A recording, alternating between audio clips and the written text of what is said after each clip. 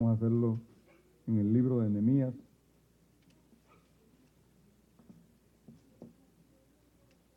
Nehemías, capítulo.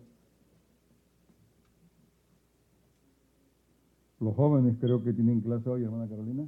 Vayan pues. Los jóvenes pueden salir. Igualmente los niños.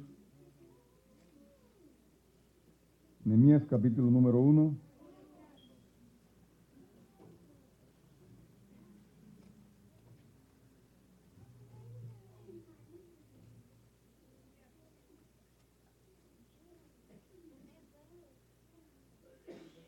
En la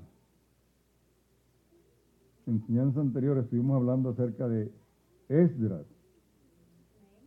Hoy vamos a hablar de Nehemías, capítulo 1, verso 1 en adelante. Palabras de Nehemías, hijo de Acalías. Aconteció en el mes de Quisleu, en el año 20, estando yo en Susa, capital del reino, que vino Hanani, uno de mis hermanos, con algunos varones de Judá, y les pregunté por los judíos que habían escapado, que habían quedado de la cautividad, y por Jerusalén. Y me dijeron, el remanente, los que quedaron de la cautividad allí en la provincia, están en gran mal y afrenta, y el muro de Jerusalén derribado y sus puertas quemadas a fuego.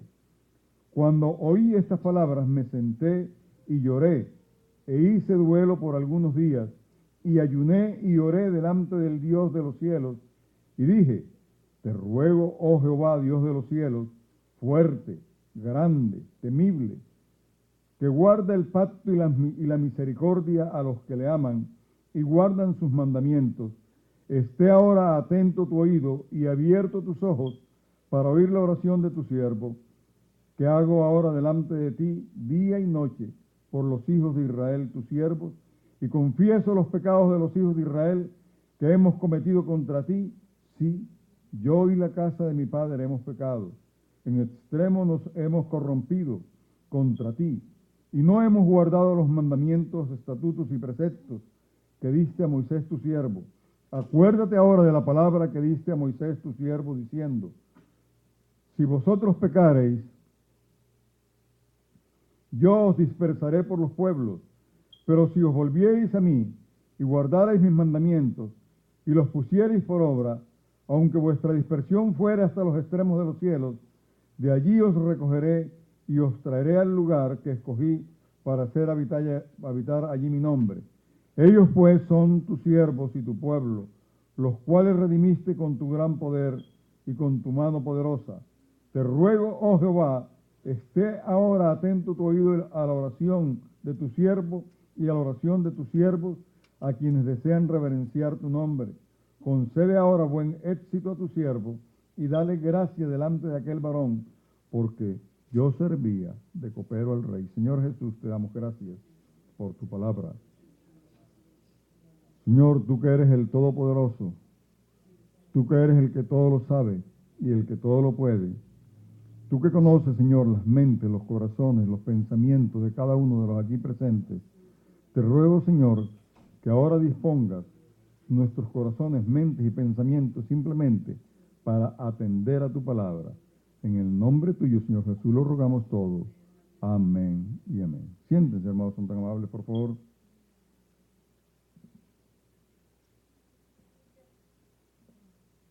Esdras y Nehemías son un solo libro, como ya les expliqué el servicio anterior, y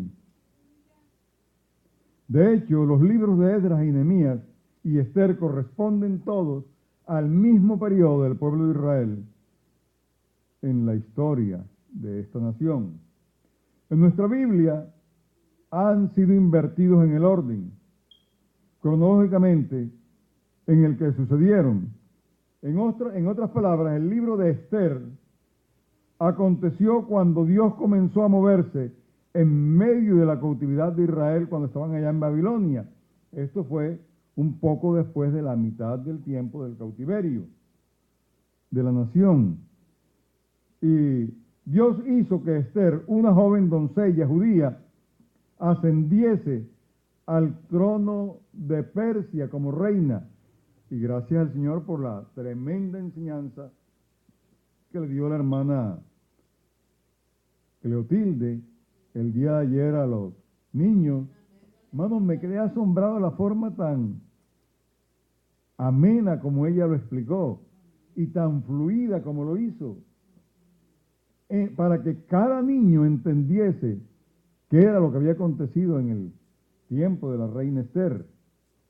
Si usted no vino al culto de anoche, oiga, se perdió tremenda, pero tremenda enseñanza de la palabra de Dios. Porque ella lo hizo de una manera fluida, de una manera, hermanos, tan accesible a nuestra mente, a nuestro corazón, a nuestro entendimiento. Y esto es solamente sabiduría de Dios. Fue su esposo, el rey Asuero de Persia, el Artajerjes que se menciona en los primeros capítulos de Nehemías. Este rey pagano dio la orden de que Nehemías regresase a Jerusalén a construir las murallas de la ciudad. Tal vez eso justifique el interesante paréntesis que se produce en este libro, en el capítulo 2, versículo 6, cuando Nehemías acudió al rey, que dice allí: entonces el rey y la reina estaba sentada junto a él, me preguntó. O sea, ese paréntesis de que la reina estaba sentada junto a él, cuando le pregunta, ¿por qué está tu rostro tan triste? ¿Qué está pasando contigo? Hermano, yo creo que esa reina debió ser Esther, la que estaba allí, la joven judía que había alcanzado ese destacado lugar por la sola gracia de Dios. Y aquí está lo importante, que usted hubiera podido entender todo lo que explicó la hermana Cleotilde el día de ayer. No voy a repetirlo, solamente estoy diciendo de lo que usted se perdió. Gloria al Señor. Cómo ella lo explicó de bien, por qué ella había llegado a ese lugar. Ni Artajerjes ni Asuero son los mismos, son los nombres de este rey. O sea que cuando la Biblia dice Artajerjes, no está refiriéndose al nombre de ese hombre. Cuando la Biblia dice Asuero en el otro libro, tampoco está refiriéndose al nombre de ese hombre. Y quiero explicarles por qué. Artajerjes quiere decir, son simplemente títulos, y quiere decir el gran rey, y Asuero es otro título, que quiere decir el padre venerable. No eran los nombres de él, de ella. O sea, fue un título que se utilizó en Esther, otro título que se utilizó en Nehemías. Y es más, cuando en el libro de Daniel se nombra Darío, corresponde a este hombre. Pero cuando Darío el Meda, pero el Artajerjes de Nehemías no es el mismo Artajerjes de Esdras. Ahora sí los confundí. ¿Sabe por qué? Es que con Esdras, que es cuando se inicia todo, está gobernando otro. Y cuando ya van avanzando en el tiempo, el Artajerjes que utiliza Nehemías es otro. Ahora sí, ¿corresponde a quién? Al Darío, de que estoy hablando del libro de Daniel, gloria al Señor. Hermanos, sea como fuere, en la historia de este pueblo y de estos reyes, esta Esther sí es la misma. Y esta Esther, como instrumento de la gracia de Dios, fue enviada a ocupar el trono de Persia y conmovió de ese modo el corazón de su marido, el rey, para que permitiera que Nehemías pudiera salir a reconstruir las murallas de Jerusalén. Lo mismo que hizo el Señor, porque fue el Señor el que inició la obra, como ya les expliqué cuando les enseñé acerca del libro de Esdras el día miércoles, que cuando alguien ha caído en pecado, porque este libro de Esdras es un ejemplo de la restauración de todo creyente, de la restauración de toda iglesia, de la restauración de toda nación, de la restauración de toda congregación, de toda organización, de todo imperio, de todo lo que sea. Este libro es el ejemplo, amén. Entonces, aquí encontramos ahora, al mirar este libro de Nehemías, en el cual estamos en el día de hoy, comienza a reconstruir la ciudad de Jerusalén y unos 25 años después Zorobabel regresó con unos 50.000 cautivos procedentes de Babilonia, como se relata en el libro de Esdras. Dios ha invertido este orden en las Escrituras. En lugar de Esther, Nehemías y Esdras, se da la vuelta a estos libros y nos encontramos con Esdras, Nehemías y Esther. ¿Por qué? Porque a la Biblia no le preocupa simplemente la cronología, sino la enseñanza de cada libro. Amén. O sea, al Señor no le importa el tiempo, sino lo que se enseña. La enseñanza que le va a quedar a usted, lo que usted tiene que aplicar de primero en su vida, lo que usted tiene que hacer para empezar la restauración en usted mismo. Amén. Gloria al nombre del Señor Jesús. Hermanos, en estos 3 libros encontramos la historia de la salida de la cautividad para regresar a Dios. El libro de Esdras empieza con la reconstrucción del templo, o sea, la restauración de la casa de Dios, que es nuestro corazón. Amén. Hermano, lo primero que usted tiene que restaurar es su relación con Dios, su adoración a Dios, su alabanza a Dios. Amén, gloria al nombre del Señor Jesús. Entonces la primera cosa para regresar a Dios es esto. Luego viene la construcción o la reconstrucción de las murallas, que es lo que va a hacer aquí Nehemías, gloria al Señor. Y como veremos, hermanos, el libro de Nehemías, el cual cubre la necesidad de seguridad y de fortaleza. Finalmente, el libro de Esther viene a ser la revelación del propósito de todo estilo de vida de la persona. Es una panorámica de estos 3 libros, lo que le he hecho hasta este instante. Gloria al Señor. Ahora sí, en el libro de Nehemías, cuando nos concentramos un poquito en él, encontramos que se divide en 2 partes. La primera, los primeros 6 capítulos. Amén. Entonces, la primera división de Nehemías, ¿cuál es? Los primeros 6 capítulos. La segunda división tiene que ver desde el 7 hasta el capítulo 13. En la primera parte se habla acerca de la reconstrucción de las murallas. En la segunda parte se habla acerca de la reconstrucción ¿de qué? Del pueblo que estaba habitando allí. Gloria al nombre del Señor Jesús. Entonces, hermanos, con estas 2 partes, con estas 2 divisiones, tenemos el libro completo. ¿Qué es lo que simboliza una muralla? Mire, en la Biblia se habla de murallas, en el mundo encontramos muchas murallas también, encontramos la gran muralla china, encontramos la muralla que dividía las dos, en 2 partes a la capital de Alemania, o sea, cuando había esa muralla, ¿verdad?, allí, que ya fue derribada.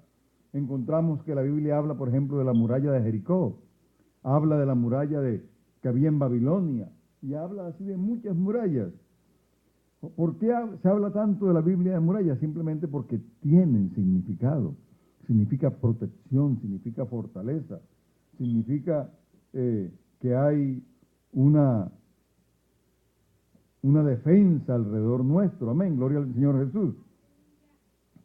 En las ciudades antiguas, el único medio verdadero de defensa eran las murallas. Babilonia, como se cuenta en la historia de Daniel, eran murallas muy grandes. Dice que unos 380 pies de grueso. 300, ¿usted sabe que un pie, 6 pies son casi 1,80. 7 pies son 2 metros con 10 centímetros. Entonces, 180 pies es una gran extensión. No se hace ahorita las cuentas. Alguien que haga cuentas aquí rápido. Usted, hermano Roberto, usted que hace cuentas así. Usted, hermano Wilberto, usted que hace cuentas. Más o menos de esos 380 pies, ¿cuánto sería para que nosotros entendiéramos? 380. Los 380 pies. Imagínense, ese era el ancho de la muralla. 1,5 cuadras. Si está hecha bien la cuenta por el hermano Gilberto, ¿verdad? 1,5 cuadras, hermano, tenía de ancho. Imagínense usted. Por eso allí podían pasar carros corriendo por un lado y carros corriendo para el otro lado. Y todavía les quedaba espacio para poner allí como guaridas, como espacios para que estuvieran vigilantes en todas estas murallas, gloria al Señor. Bueno, y no solamente ese era el ancho, sino que de alto tenía 100 pies de alto cada muralla. O sea que eran extremadamente altas. Si a veces uno dice que 7 pies, que una persona mida 7 pies, eso es sumamente alto, ese hombre es altísimo, son 2,10 metros. Ahora piense en 100 pies, eso es altísimo, supremamente alto. ¿Verdad, hermano Byron? Muy alto, muy alto. Yo no sé hacer esas cuentas, pero algún día el Señor me va a enseñar a hacerlas, para poder decírselas a ustedes claramente. Amén. Ahora, ¿qué quiere decir entonces construir murallas en nuestra vida? Nehemías es el relato de la reconstrucción de las murallas de Jerusalén, y a su vez Jerusalén es un símbolo de la ciudad de Dios. Entonces, el lugar donde Dios habita, donde está el centro de la vida, y si es de Jerusalén, es de todo el mundo, gloria al Señor.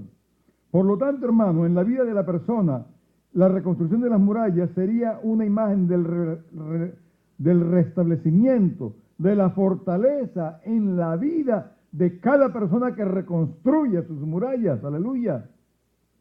O sea que si usted no tiene ninguna muralla alrededor suyo, está totalmente, ¿qué? Indefenso, exactamente, gracias, hermana Edith. Está totalmente, ¿qué? Indefenso, gracias. ¿Hay alguien más que está entrando todavía? O sea, que si yo no tengo ninguna muralla alrededor mío, ¿cómo estoy? Indefenso. Hermano, por eso tenemos que construir o reconstruir, si ya las teníamos y las perdimos. Pero si no las tenemos que empezar ¿a qué? A construir murallas alrededor nuestro para estar, ¿cómo? Defendidos, para estar protegidos, para estar, ¿verdad? Libres de todo problema, de todo peligro, gloria al Señor, para tener fortaleza, para tener seguridad. Eso es lo que significa reconstruir las murallas.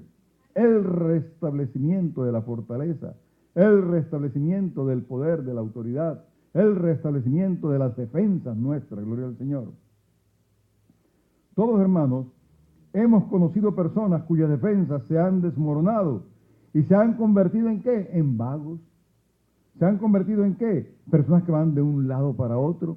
Mira, ayer los jóvenes salieron en una labor de evangelismo y estuvieron llevando 150 bolsas de alimentos a personas que no tienen dónde vivir, que andan deambulando por las calles. Y cuando regresaron los jóvenes, yo le pregunté a algunos, ¿qué fue lo que pasó? Dice, no, quedé con mucha tristeza porque vimos una señora que iba caminando en el freeway con 4 niños. Miren eso, hermano, lo que me están contando. Dice, ya estaba así en la salida del freeway. Y entonces, me dijo, la hermana que estaba manejando paró y nos dijo, vaya, llévenle comida a esas personas.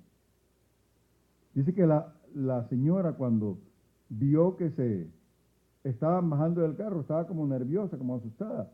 Pero cuando vio que le estaban dando la comida, empezó a llorar. Dijo, estamos con hambre. No tengo dónde vivir, por eso ando por aquí, con 4 niños, hermanos. 4 niños. Eso golpeó fuertemente a nuestros jovencitos, porque los que hicieron esto fueron apenas unos adolescentes, los que le llevaron la comida a esta mujer. Hermano, la gente anda así, ¿por qué? Porque se han perdido todas sus defensas. Seguramente su defensa era un marido que la abandonó. Seguramente su defensa era un cuarto donde vivía. Seguramente su defensa era un trabajo que ella tenía. Pero ya lo perdió todas sus defensas. Por eso nosotros tenemos que construir las defensas que realmente permanecen. Y nuestra defensa es el Señor Jesucristo. Él dice que Él es nuestra roca fuerte, que Él es de muralla alrededor de nosotros. Aleluya. Si nosotros construimos esa defensa alrededor nuestro, ¿quién nos podrá atacar? ¿Quién nos podrá destruir? Absolutamente nada. Así estemos sin trabajo, el Señor nos va a proveer. Así usted haya quedado sola porque su marido lo ha abandonado, usted ha quedado solo porque su esposa lo ha abandonado, usted no va a estar solo porque va a estar con el Señor Jesucristo. Amén, gloria al Señor. Entonces, hermanos, mire, quizás su defensa es una buena salud, pero la salud se puede perder en cualquier momento. Y si usted pierde su salud y no tiene al Señor Jesucristo, lo perdió todo. No puede trabajar, no puede estar bien, no puede estar tranquilo. Pero si usted tiene al Señor Jesucristo, el Señor le va a dar consuelo, le va a dar esperanza, le va a dar seguridad, le va a dar absolutamente todo lo que necesite. ¡Aleluya! Entonces, hermanos, el primer paso en este proceso de la reconstrucción o de la construcción de nuestras murallas aparece en el versículo 4 del capítulo 1, donde yo he leído. En el versículo 4, póngalo allí, por favor, hermano, que aquí como que me está costando trabajo. Allá lo encontré. Cuando oí estas palabras, me senté y lloré, e hice duelo por algunos días, y ayuné y oré delante del Dios de los cielos. Entonces, ¿qué es lo primero que tenemos que hacer? Hermanos, es que comencemos con el interés por las ruinas de nuestras defensas, de nuestra vida espiritual. Si nosotros nos miramos, nos examinamos y decimos, oiga, pero es que ya no me queda nada. Ya ni siquiera ganas tengo de ir al culto. Ya si el pastor dice que vamos a estar unos minutos más, inmediatamente empieza a darme como comezón, como que ya quiero salirme mejor. Mire, no sé cuándo fue, si fue el domingo o fue el miércoles que me alargué un poquito. ¿Cuándo fue? El miércoles, ¿verdad? Que me alargué como 10 minuticos más, eso fue todo. 10 minutos más. ¡Wow! Y yo vi que algunos empezaron y se fueron. Con 10 minutos ya se les pasaba la novela.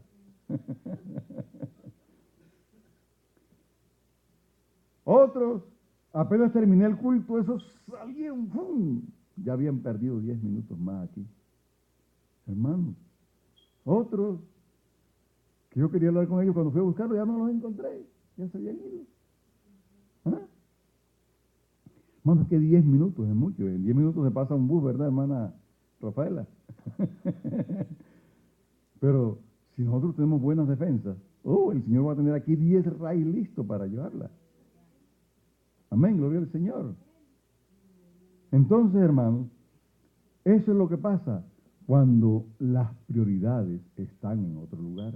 Cuando la prioridad no está en la palabra de Dios, no está en el Señor, no está en el aprendizaje de la palabra de Dios, no está en el aprendizaje de las doctrinas del Señor. Amén. Entonces, usted no logrará nunca construir las murallas de su vida sin que antes le preocupen enormemente reconocer qué es lo que en usted está en ruinas. Cuando usted sepa qué es lo que en usted está en ruinas, inmediatamente va a empezar ¿a qué? A reconstruirlo. ¿Verdad que sí? Porque si lo que está en ruinas es su interés por Dios, su búsqueda del rostro del Señor, hombre, empiece por eso. O si no, va a estar siempre. A mí ni me importa lo que hagan allá, lo que dejen de hacer. ¿Sí ves?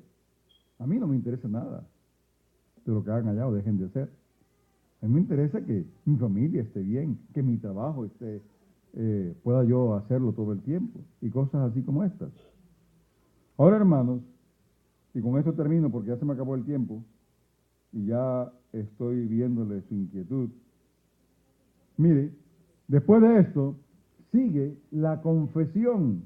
O sea, después que usted reconoce que hay algo que está en ruina, inmediatamente sigue la confesión, como es en el versículo 11 de este mismo capítulo 1, donde leí. Dice en el versículo 11, te ruego, oh Jehová, esté ahora atento tu oído a la oración de tu siervo, y a la oración de tus siervos, quienes desean reverenciar tu nombre. Concede ahora buen éxito a tu siervo y dale gracia delante de aquel varón, porque yo servía de copero al rey. Hermanos, cuando nosotros confesamos, le estamos diciendo al Señor lo que está fallando y también le estamos pidiendo, ¿verdad?, para qué estamos confesando. Como ve usted, este hombre ha estado urdiendo un plan en su mente mientras ha estado orando acerca de cómo construir las murallas. Tiene algo concreto que desea pedir. Pide, prospera por favor a tu siervo, o sea, Nehemías, hoy. Concédele gracia ante aquel hombre. ¿Qué hombre? Lo vemos en el próximo capítulo, al final del versículo, porque yo servía como copero al rey. O sea, le está pidiendo que le conceda gracia ante quién, ante el rey, porque el Señor. De modo que aquí tenemos el caso de un hombre que por su preocupación y después de haber confesado lo que lo estaba maltratando en su corazón, se entrega de lleno a un proyecto. ¿A cuál proyecto? Al de conseguir todo lo necesario para obtener la reconstrucción de esas murallas. Amén. Y hasta aquí voy a dejar, estén de pie, por favor. Hace algún tiempo